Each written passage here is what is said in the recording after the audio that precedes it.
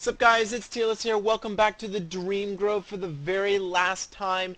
This is the second video looking into the changes for a Guardian Druid in World of Warcraft Legion. Guardian Druid being the last specialization that we have to go through for all Druid specializations in World of Warcraft Legion.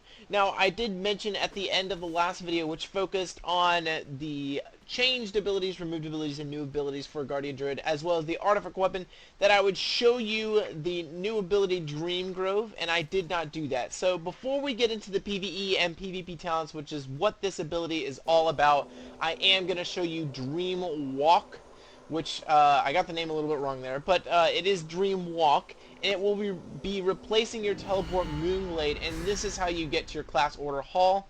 And it's a pretty cool ability because it sends you to the Emerald Tree, and then it gives you access to various places around Azeroth. As I open up this map here so you can see full screen, you can see I have access to the Dream Grove, which is your class order hall, but I also have access to Mount Hyjal, Hinterlands, Duskwood, Moonglade, Faralos, and Grizzly Hills. So I still have my good old, teleport to Moonglade, so to say, but at the same time I now have access to many other places across Azeroth, which makes the spell that much more, I guess, useful than it used to be. Especially, I mean, it basically gives you as much, it gives you as much ability as a mage to be able to traverse Azeroth. Basically, a mage no longer can one-up you in terms of their ability to traverse Azeroth, because when you think about it, stuff like teleport Theramore Isle is kind of negated by teleport Faralos. Same thing with Stonard and Duskwood for a Horde player. So it's really kind of cool how much, it gives you in terms of being able to navigate Azeroth. I mean, even a spell such as Teleport Dalaran, or the old Dalaran, is counteracted by the fact that a Druid can now instantly get to Grizzly Hills. So, really cool ability that they have there, the Dream Walk, and that is what gets them to the Dream Grove. So, that was a little detour, but let's go ahead and get into the PvE and PvP talents for a Guardian Druid in World of Warcraft Legion. Now, not much has really changed in the talent tree compared to other talent trees, I should say. There are a lot of changes. I would say there isn't a single tree that doesn't have at least 50% of its tree completely changed. So there are a lot of changes in the trees. However, I will say that this is one of the trees in which almost entire tiers are coming back almost untouched. So it is one of the more unchanged trees, but that does not mean that a lot has changed, that there hasn't been a lot of changes in it. So with that, let's look at the 15 tier. First, we have a new one called Brambles. Sharp Brambles protect you, absorbing and reflecting up to 4,000 damage from each attack. While Barkskin is active, the Brambles also deal 7,100 nature damage to all nearby enemies for 1 second. So we'll go ahead and use this here, and I'm going to use Brambles. It protects me, but then you can see I'm also dealing damage immediately to everyone around me. So that's pretty cool, just AoE damage right off the bat out of having Barkskin active. So that's pretty cool. Now remember, Barkskin's on a pretty decent cooldown, so you have to be careful of using this, but it is an option there. Over here we have Blood Frenzy, excuse me. Thrash also generates 2 rage each time it deals damage. So in the last video I explained how Thrash would basically only be dealing 4 damage, 4 rage, for the immediate attack. The way it used to work was it would deal 1 rage per damage per target. So if you were hitting 3 targets, it would deal damage per second, and it lasted for 16 seconds, so you would get 16 rage times 3 out of it, so you get a lot of rage out of it. Now, you get 2 rage each time it deals damage, so I'm going to go ahead and use this here, and we will see that the dots on it are actually going to give us a lot of rage out of this. So, this is actually, in my opinion, a really desirable ability to have, and probably going to be the more popular option in PvP, because you're going to be able to launch this off with a bunch of targets and get a lot of rage out of it. Because comparatively to all of the other classes that generate rage, I would say I haven't gotten to Prot Warrior, but this one definitely generates rage slower definitely than Arms and Fury. Fury and Arms have a ridiculous rate of rage generation, so Blood Frenzy may be the option. And I was wrong, it does not tick every second. It looks like Thrash ticks every 3 seconds or so. So it'll be about every 3 seconds that you get a tick from this. So in total, a Thrash on 3 different targets will end up being about 5 ticks. It'll be 10 rage, so 3 targets will give you a total of 34 rage from it. And yes, that's exactly what I'm showing up here in the top bar.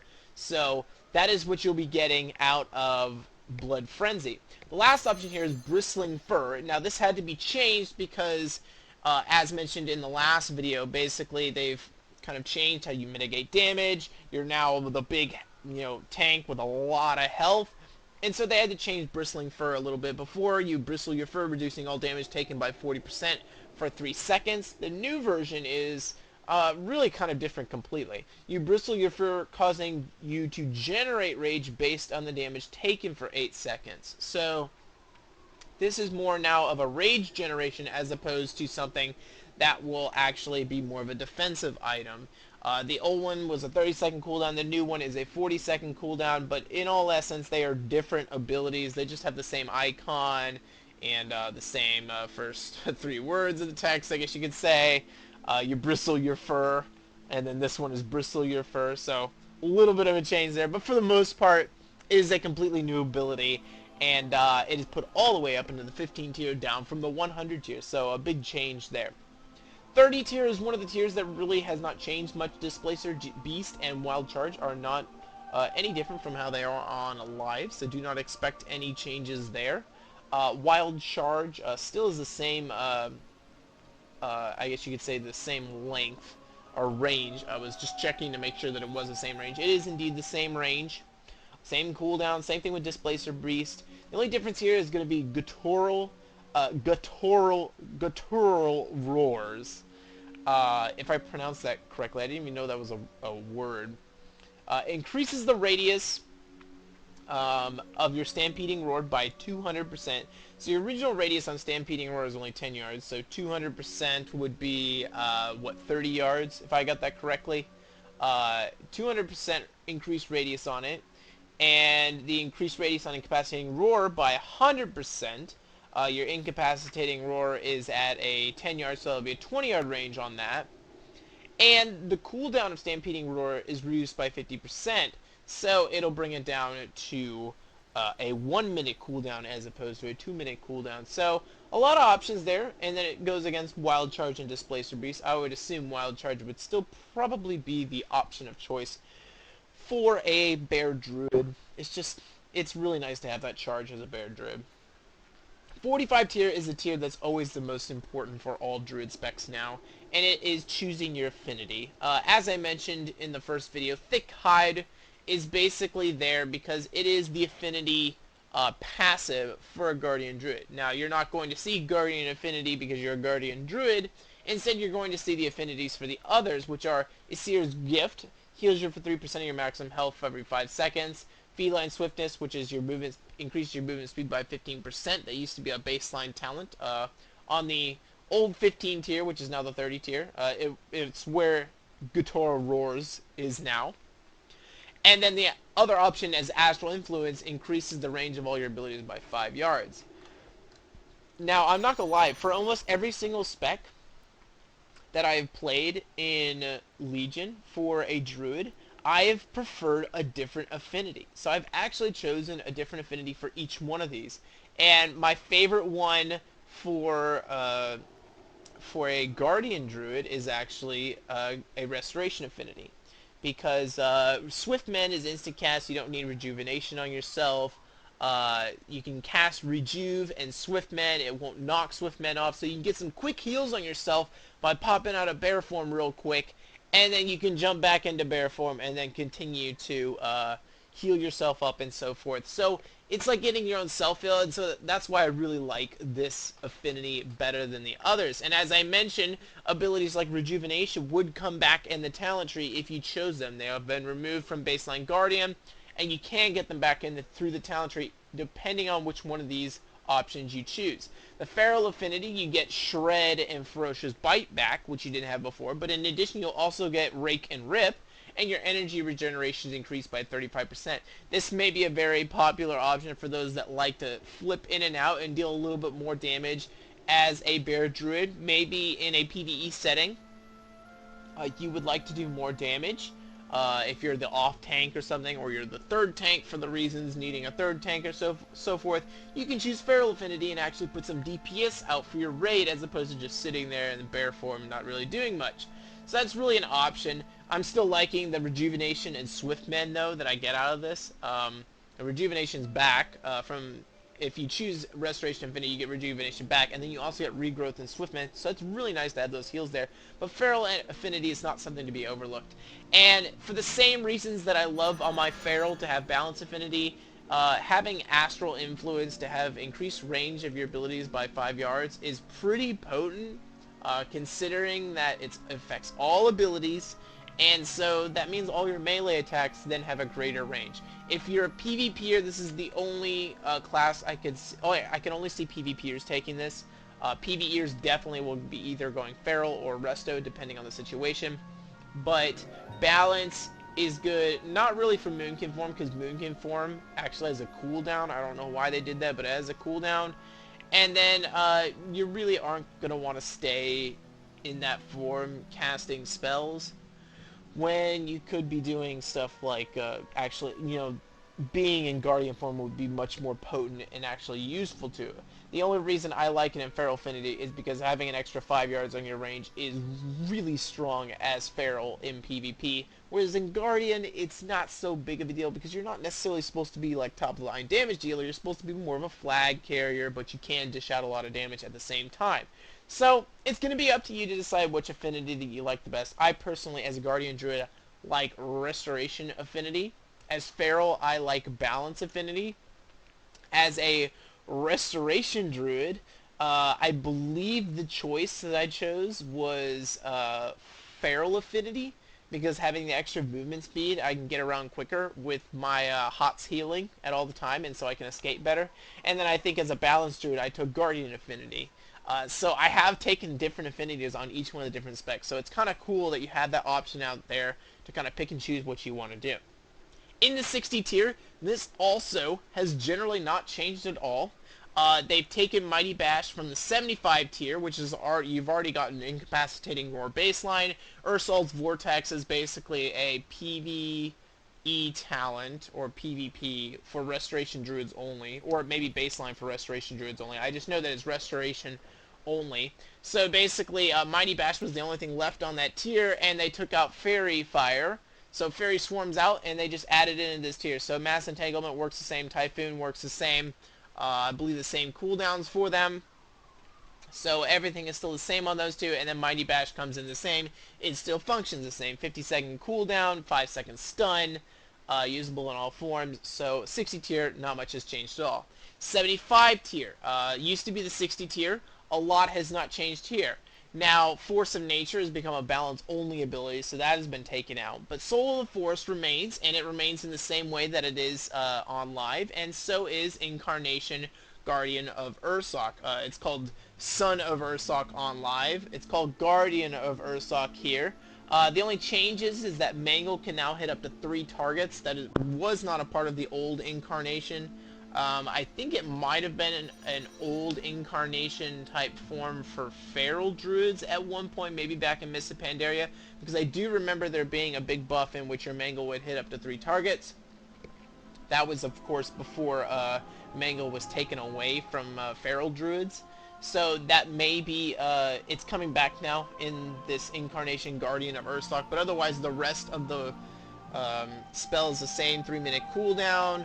And it reduces the cooldown of melee abilities and Growl to 1.5 seconds, etc. So that's all still there, except for the addition is that you can now hit up to 3 targets with Mangle. Soul Forest is still 5 more rage and 15% more damage. That is how it is on live. The new one here, though, is my favorite. And this was actually broken at first, and I think if you look in the the intro video, you can see how broken this was. It's called Galactic Guardian. and your damage has a 10% chance to trigger a free automatic Moonfire on the target. When this occurs, the next Moonfire you cast generates 15 rage. So, this is pretty cool in the fact that it's all damage. So, bleed damage can affect this as well, and Moonfire damage can affect this as well. So if I come up here and use Thrash, I'm going to put bleed damage on all these targets. So they have 5 ticks to start a Moonfire. So there was a Moonfire started on the left there, and then that Moonfire can, on top of that, restart the Moonfire as well. So they all have a 10% chance per tick. We just got one on the right-hand side. So you can just sit here and create a lot of Moonfires by using Thrash over and over again, or Swipe over and over again. That's what makes it so much fun, and that's what I love about it. It's just like when you have a lot of AoE targets, you can literally, it's like a laser light show. They nerfed it. It used to be 50%, and that's what made it so much fun, was I was literally having my own light show, and then they realized, they're like, it's too powerful, what we'll do, or it may be like too graphically intensive, having Moonfires proc all over the place. It's almost kind of like if you ever saw Chandra's Feathermoon in a battle. It's the most powerful raid boss ever until they nerfed her. I think they nerfed her, but she's one of the most powerful raid bosses in the entire game, and she can wipe an entire raid if they're not paying attention, just by the mass Moonfire spam that she does. If you ever want to, go look up kiting Chandra's Feathermoon to Orgrimmar. You can see her absolutely obliterate Garrosh and everyone. It's hilarious. Anyways, that's kind of what I felt with Galactic Guardian. So it was a real disappointment when they cut it from 50% down to 10%, but still, it is my favorite option, just because it's so much fun to have that. I did not see an instance of it happening here, but I do believe that the Moonfires that you set on the target do indeed have a chance to actually re-trigger the Moonfire and continue that damage to go forth, which is pretty strong. I wish I could show an example here. Maybe I will get an example, because there are only Moonfires on the target, so if another Moonfire pops up on either one of these targets, you'll know that to be true. But that is an option that was originally in place. They may have changed it so that only one Moonfire can actually occur, which may have been the option to make sure that it doesn't become too overpowered. But all in all, this is a really cool ability. I love it. In the 90 tier, we have Earth Warden. This is a new one. Every 6 seconds, you gain a charge of Earth Warden, reducing damage of the next auto attack you take by 30%. Earth Warden may have up to 3 charges. This could be powerful depending on which bosses you use. Which bosses you're up against, excuse me, in a raid. I'm not sure how strong it'll be in PvP, because you're getting auto-attacked a lot, so I don't feel like it'd be too strong there in PvP. But in PvE, I think it does have some situational uses, depending on how ability-based the boss is, you know, etc., versus how much auto-attack based it is. Guardian of Valune used to be in the 100 tier. It's basically been changed completely, because, as I mentioned, it's no longer a dodge-focused theme for a Guardian Druid. It is health-based theme as a Guardian Druid. So the old version was all about Savage Defense, increasing your dodge. That's gone now. Get rid of it, because Savage Defense is gone anyways. And instead now, Mangle increases the duration of your next Iron Fur or Mark of Ursol by 2 seconds, or the healing of your next Frenzied Regeneration by 20%. So Guardian of Valune really is just an increase to your sustainability. I'm guessing that this will likely be the most popular option for a Guardian Druid. In PvE and likely for PvP as well. It's a lot of uses out of it, and it's really strong. PvP, Bark Skin and Survival Instincts cooldowns being reduced by 33% may be more popular. That'll bring Survival Instincts down to, I mean, we'll activate it right here so we can see just how far it goes down, to 2.67 per charge. So it's like a 1.3433 cooldown time on Survival Instincts. So that's actually pretty good. That likely will be used in PvP, I think, without question. You have a sub 1 minute cooldown on Barkskin as well. But Guardian of Elune I can see being more of a PvE option. I'm not an expert on Guardian Druids in tanking. I have not used Guardian Druid as a tank in a very long time. So things have changed since then, and you know, it may not be the most popular option, but I would not look over these two talents. Earth Warden, once again, I think it has very specific places in which it can be used. Otherwise, I think for the most part, PvEers and PvPers will be looking at Survival of the Fittest and Guardian of Elune instead of Earth Warden. Now, Survival of the Fittest was an old ability, baseline ability. It was just a flat stat buff, so just take note that it's not the same anymore. The name has been retained as well as the icon, but it's completely different. In the 100 tier, we have Rend and Tear. While in bear form, Thrash increases the damage dealt to the target and reduces the damage taken from the target by 2% per application of Thrash. Any heavy AoE fight, I can see PvE are taking this without question. Because getting all of that damage reduction, I think, is really strong. And so I think that'll be the option, to be able to have that. To have that damage reduction from Rend and Tear and the damage increase from it, I think it'll be probably the most popular option to take. So that will be AoE fights specifically, though. You have Pulverize over here. Now, Pulverize used to interact with Lacerate. Now, as I mentioned, Lacerate no longer basically Lacerate is no longer in the game, and instead Thrash has basically taken over its kind of what it did before. Now, it used to take 3 stacks of Lacerate for you to be able to use Pulverize. Now it only takes 2 stacks of Thrash damage, Thrash bleed damage to activate this. I'm just refreshing this up to 3 just so I can keep it refreshed up here. And it lasts for 20 seconds instead of 12 seconds. And it will reduce damage you take by only 8% instead of 15%. So its damage reduction has been nerfed. Its duration has been increased. As far as the damage is concerned, I'm not too sure as to how much damage extra it does now. I honestly couldn't tell you that because damage numbers are kind of difficult to compare here on live. The only thing that I can really compare is like when I was comparing Thrash damage. I noticed that 82,000 is a whole lot more than 25,000, so I could tell that the main, the bulk of the damage would be up front with Thrash now instead of being on the backside with the bleed. So that's the only extent of what I can do from damage comparison. That's because numbers are still changing. It's a very fluid situation in terms of damage numbers and healing numbers in the game, but abilities are mostly in place. So we'll go ahead and use Pulverize here. You'll see nice spell visuals as always, and it's still there functioning as normal. So pretty nice there.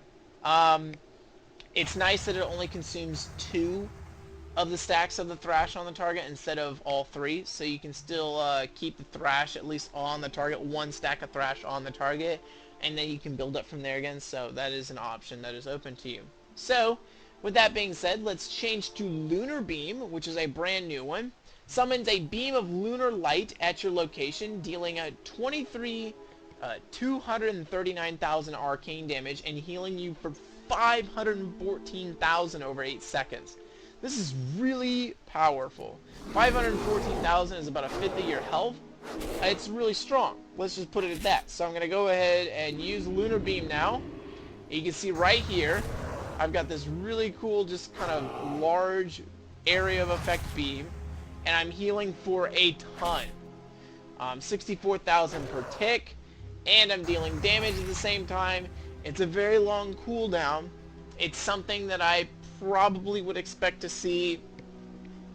Actually, this is something I can see in both PvP and PvE, because you plop this down as a bear tank, you know, trying to hold off people on a flag, trying to hold on to the flag in a capture the flag match, or hold on to a node in a node-based map, and you're able to plop this down and keep yourself alive for a longer period of time, at the same time dealing a lot of damage to them, so people kind of have to back off. So this, I think, has great PvP and PvE potential. Pulverize, considering its reduction from 15 down to 8%, I don't know how popular it will be. And then Rend and Tear, as I said, will be the PvE option, I think, in terms of AoE damage in a fight. I don't know how popular it will be in PvP, but in PvE, I think that will be the option. So, with that, let's go ahead and take a look at the honor talents coming to a Guardian Druid in World of Warcraft Legion. Now, basically, PvP functions differently in World of Warcraft Legion than it does in Warlords of Draenor. It's like Call of Duty. You will start at level 1, you'll work your way all the way up to level 50, and you'll gain talents as you do that. You'll start off with Gladiator's Medallion at level 1. By level 10, you'll have Charging Bash. Then you start up at the top here with Adaptation at level 13. You'll move down to Entangling Claws. Then do the same, rinse and repeat for the third tier, and Overrun will be given to you at level 46, and then at 50 you can prestige and get like a pet, a mount, whatever it is, depends on the level. I believe the first one's a pet, and then a mount comes maybe at like level 4 or something, I can't quite remember. So, you can choose to prestige and lose all your talents again and start back over, or you can be like, I'm done, I don't really care about the mounts and pets, I'm just going to keep all my talents and just go with that. So it's entirely up to you. With that being said, let's look at the first tier, which is all about honor talents, or your honorable medallion, I should say. You get an honorable medallion when you enter APG for the first time, and it's like a 3-minute trinket. It's like an heirloom trinket, okay? Now you can replace that heirloom trinket with a gladiator's medallion, which is like your basic 2-minute trinket. Your second option here is adaptation, which is all loss control effects with a duration of 5 seconds or more will activate your honorable medallion, but only causes it to incur a 60-second cooldown. So basically, you have a 60-second trinket, but you don't have control over it. Now you can use Honorable Medallion, but it will cause adaptation to incur a 30-second cooldown. So if things are really dire, you can still pop the Honorable Medallion, but then it does bring adaptation of a cooldown. Now Relentless is something that I've only seen Resto Druids and tanks taking. So we're finally getting to tanks for the first time. And this is something that could possibly be taken by tanks, because it replaces your Honorable Medallion, but at the same time, the duration of all incoming crowd control effects is reduced by 25%. That's pretty potent, especially if you're a tank, a flag carrier, and you're always going to have a healer with you. Relentless may be a great option to have. In the second tier, we actually are seeing the tank tier for the first time. We have Relentless Assault. Being attacked increases your damage by 3%, lasts for 5 seconds, stacked up to 5 times. If you're going to be attacked a lot as a Guardian Druid, you know, why not? It's just base damage buff. There's Alpha Challenge. Your Growl has a reduced range but causes the enemy player to be intimidated, increasing their damage taken by 20% for 6 seconds. Your melee attacks refresh the duration of the intimidated. This is incredibly strong, and let's get to Soften Blows before I make any more judgments. Soften Blows passive.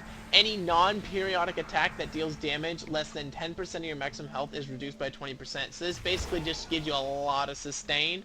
It's a flat damage reduction on all like dots basically. It's a flat 20% reduction on all dots, on all small damage.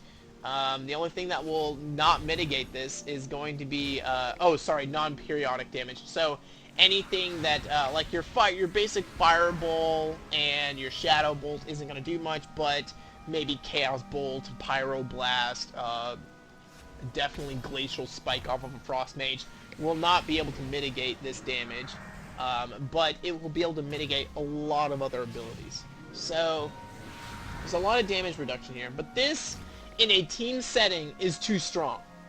Alpha Challenge in a rated battleground will most likely be the #1 chosen talent, because you can just run out there, use Growl, and focus down target. I mean, it's like Tyranda's Hunter's Mark, I think that's what it's called, in Heroes of the Storm. And it's so strong. So your Growl is on an 8-second cooldown, I believe. Let's look at this right here. It's at an 8-second cooldown, so you have a 75% uptime on this Alpha Challenge. That's really strong. I don't know how you can get away from that. Even if you're like a flag defense and you need more damage reduction, being able to pick out people that you need to get rid of, maybe the offensive healer with Alpha Challenge, is just too strong, and I see pretty much every tank taking this. In the next tier, We have Protector of the Grove, using Healing Touch on an ally. Always critically heals and reduces the cast having your next Healing Touch by 50% for 6 seconds. I don't really like this one. I don't like using Healing Touch as a Guardian Druid. I'd rather use the other abilities as a Guardian Druid. I'd rather stay in my bear form as a Guardian Druid, so I really do not like this. I'd rather take Restoration Affinity and use Swift Mend and Rejuvenation and so forth, and then also my own Frenzied Regeneration than doing something like this. There's Hibernating Growth. When you remain in bear form for 10 seconds, there's a tooltip error there. So when you remain in bear form for 10 seconds, the cast time of your next healing touch is reduced by 75%. Well, that would be great if I had Protector of the Grove with it, but I don't. So once again, it's also using Healing Touch, and I don't really like Healing Touch. Just to give you an idea, we're going to use Healing Touch here. I'm surprised it didn't kick me out of form. It should. So I used Healing Touch there. I got healed for 123,000. Regrowth from my abilities basically 66,000 with a hot for a while, and then Rejuvenation is going to be a lot of healing over time. So I don't know. I really don't like these abilities dealing with Healing Touch. The last option here is Toughness. The duration of all stun effects are reduced by 25%. This will be the #1 talent taken. I can tell you right now, I've been starting to really delve into PvP, which is more getting closer to endgame. As we're getting closer to the very end of beta here, the live version of 7.0 is not far away. And I can tell you right now that the stuns are devastating in PvP. Especially from something like a Havoc Demon Hunter who has an AoE stun. They're devastating in PvP, and so I can see Toughness easily being the talent taken here. In the next tier, we have Dead Mother. When your Iron Fur is also applied to the lowest health member of your party or raid within 10 yards. This is nice. 10 yards is way too small. It needs to be 40 yards for this to actually be worth something. I think 10 yards is way too small, and so I don't see this being taken unless they increase the yardage on this ability. There's Protector of the Pack. 20% of all damage done to nearby allies is redirected to you. This effect is disabled when you fall below 35% health. This can be really strong. This puts a lot of stress off of your healers, and depending on the map in a rated battleground setting, this will probably be the option. Maybe not if you're a flag carrier, but if it's a node-based map, easily I can see this being an item taken, just because it allows you to mitigate a lot of damage to your raid, and it really kind of takes the stress off your healers, because in those node maps you're more kind of trying to burst down all of the DPS and get them out of the way, and the healers, as opposed to trying to get the tank, whereas the tank in a capture flag is more the one taking the damage. So there's going to be a little bit of difference depending on what map you're in, and you can change your talents as you're setting up for a map, so you can kind of choose there. Last option here is Demoralizing Roars. Demoralizes all enemies within 10 yards, reducing the damage they do by 20% for 8 seconds. So this one I really do like. You see the whole opposing team blow their cooldowns, Demoralizing Roar, and you can really do help out there. Once again, though, it's another 10-yard radius.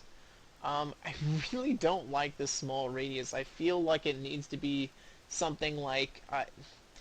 maybe I went a little overboard with Dead Mother. 20 yards would be sufficient, but there definitely needs to be an increase in the radius for these yards here. 10 yards is just too small. 10 yards is going to be about, if I'm correct... 10 yards, actually I can do it. This is actually the best way to tell you what 10 yards is. I'll switch to Balance Affinity, and 10 yards is right here. So, 10 yard radius around where I am. So basically I can hit all of these training dummies here in a 10 yard radius. It's a really small radius. It needs to be more something like 20 yards.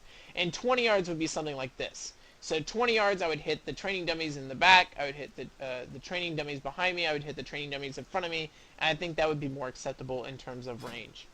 So I hope they look at that with Den Mother and Demoralizing Roar. Protector of the Pack really does have some opportunity, though, on node-based maps, and I consider it being probably in just normal PvP, Maybe in randoms, maybe not so popular because you'll want to make sure that you have a healer with you, but if you have a healer with you, I can easily, if you're in random, see this as being the popular item taken, especially if you're talking about mass world PvP. This also, I think, would be an option that would be taken because then you would probably have some dedicated healers. In the 5th tier, we have Clan Defender. When nearby allies within 15 yards are critically hit, so 15 yards is much better, are critically hit by any attack, you automatically trigger your Gore effect. And Gore is using Thrash, Swipe, or Moonfire as a 20% chance to reset the cooldown of Mangle and cause it to generate 4 additional rage. That basically allows you to have a lot of rage generation through Gore. And so basically, this will automatically give you a lot of free Mangles to be able to use with 15 yards. There's Enraged Mangle, which actually replaces your Mangle. It gives it a... I better switch off of Astral Affinity so I don't get any of these ranges mixed up for you. Melee range, so 15 rage. It costs 15 rage. The original form of Mangle actually will generate 6 rage, so this one will cost 15 rage. Mangle the target for 174,000 damage and deals 20% additional damage to bleeding targets. It does a lot of damage, but I really don't see the reason why you would take this. I mean, I know Maul doesn't do much damage, but still, Mangle's already dealing 116,000 damage. So the cooldown is gone. So it has burst potential, I'll give it that. So you stack yourself up to 100, you're able to get 6 Mangles off in the row and just deal tons of damage to the target. So that's where it can be really potent. Because Mangle generally has a cooldown. So if you're able to generate rage outside of combat pretty well, this could be pretty powerful. So this is an option for burst damage. So if you're going more of a DPS-oriented tank, this could be a very good option for you to have. Otherwise, I would probably stick to Mangle.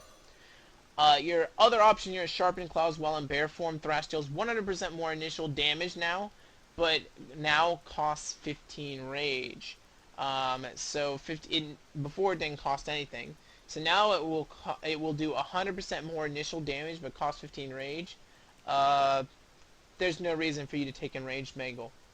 There's literally no reason for you to take Enraged Mangle. So basically, think about it this way. So it deals roughly the same amount of damage. We're talking Thrash versus Enraged Mangle. Sharpened Claws versus Enraged Mangle. Deals roughly the same damage, but they're both 15 rage. However, this has a larger radius, and it will no longer, and in terms, it will hit many targets. So I guess you can make the argument this is single target burst damage, Enraged Mangle, whereas Sharpened Claws is dealing a lot of AoE damage, but at the cost of 15 rage. So you got some options here in this tier. You know, more AoE damage, put some more AoE pressure, make their healer feel the stress, or deal some single target damage and make their healer, you know, kind of have some more stress in terms of single target. They're already going to get that with Alpha Challenge, so maybe Enraged Mangle works better with that. Now, I will say that basically one thing that you should note is that some targets, you're going to be able to choose beforehand which talents you like better than the other. Before the match, you're going to be able to see, you know, what kind of healers they have. You're going to be able to look at them and be like, okay, they've got a Restoration Druid as their healer. That's a lot of AoE healing, and Mistweaver Monk, let's say. That's a lot of AoE healing, so I think maybe I should probably go for something like Enraged Mangle so I can do a lot of single target damage, because the Sharpened Claws is just going to be cancelled out with their massive AoE healing. But if you look on the other team and they have more single target healers, like, I guess probably a good example would be a Holy Paladin, let's say, and the new Shaman, which is kind of backed off AoE healing, though its AoE healing should be still pretty strong. You can be like, okay, no, let's do a lot of AoE damage here with Sharpened Claws. So you can make that determination before a match and be like, I'll change based on the situation, which is really cool. So you have options. It's always great when I'm looking at these trees and they actually do have a lot of options for you. It's not just, it really isn't cookie cutter. I look at a lot of these trees, and they've really done a good job of making it clear that there are a lot of options for you for different situations and who may be on the opposing team. In the last tier, we have Charging Bash. Increases the range of your Skull Bash by 10 yards. Skull Bash is melee range, so this gives it 15-yard range. If you have Astral Influence, it's a 10-yard range, and then this brings up to 20 yards. I don't really like it. I'm not a big fan of it. Remember, your Skull Bash is like a 24, it should be a 15-second cooldown. We'll look at it right here just to make sure. So it is a 15-second cooldown. It's got a 13-yard range already. So increasing it by another 10 yards, I think it's just kind of, I don't know, I think it's kind of going over the edge, and it's something you really don't need. Let me make sure I don't have Astral. Okay, I wanted to make sure I didn't have Balance Affinity on. I'm not a fan of this talent. You have Entangling Claws, which is Entangling Roots is now instant cast spell with a 6-second cooldown, but with a 10-yard range. It can also be cast while in shapeshift form. So this is kind of cool. This gives you a 10-yard root at all times if you have Astral Influence in PvP. Definitely, if you take Astral Influence or the Balance Affinity, you can have Entangling Claws, which would be pretty cool. Because you'd always have that root. It's on a 60-second cooldown root. That's really strong, and it's going to be really frustrating for players. I think the only one that can be more frustrating is a silly survival hunter with their 40-yard range root nets, which I know people will be crying about. So this is a great option for you to much better than Charging Bash. The last option here is called Overrun, which is a 15-second charge, charging the enemy, stunning them for 3 seconds, and knocking back their allies within 15 yards. That's pretty strong. So you can basically single someone out with Overrun, use Alpha Challenge, and have your team jump on him because you kicked away all of his friends 15 yards back. So it's like clearing the area, I guess you could say. Honestly, I see this being the talent taken. I think Overrun is easily the talent taken. Maybe in arenas, Entangling Claws will be more of an option. I just don't see Charging Bash being taken all. I see definitely Overrun being probably the popular option here, with Entangling Claws having its options in different ways, depending on what you want to do. So, with that, that's everything for Guardian Druid in World of Warcraft Legion. This is the first of the tank series that we are going through. This is the last time that you guys will see the Dream Grove, unless I decide to do a class order hall kind of preview. It depends. We're really getting towards the end of Legion here, so I don't know how much time we have left. But the Dream Grove definitely is one of the larger class halls, so it would be one that kind of deserves a kind of look at what you have at your disposal here inside this class hall. So it's a possibility. By the way, in case you haven't noticed, the weather effects have really been intensified in this game, and I really do like it. You can see the rain just pouring down out here, so it's pretty cool. But otherwise, that is everything for Guardian Druid in World of Warcraft Legion. This is the last of the Druid specs and the first of the tank specs. We are now going through all 6 tank specs from here on out. I hope you guys enjoyed this video. I hope you guys enjoyed Druids overall and Guardians. I think Guardians are going to be a lot more fun to play with now that they are just like the big health bears. It's going to be a lot of fun. So I hope to see a lot of bears out there in Legion. I hope to see you guys out there in Legion. This is Tearless. I'll see you guys later.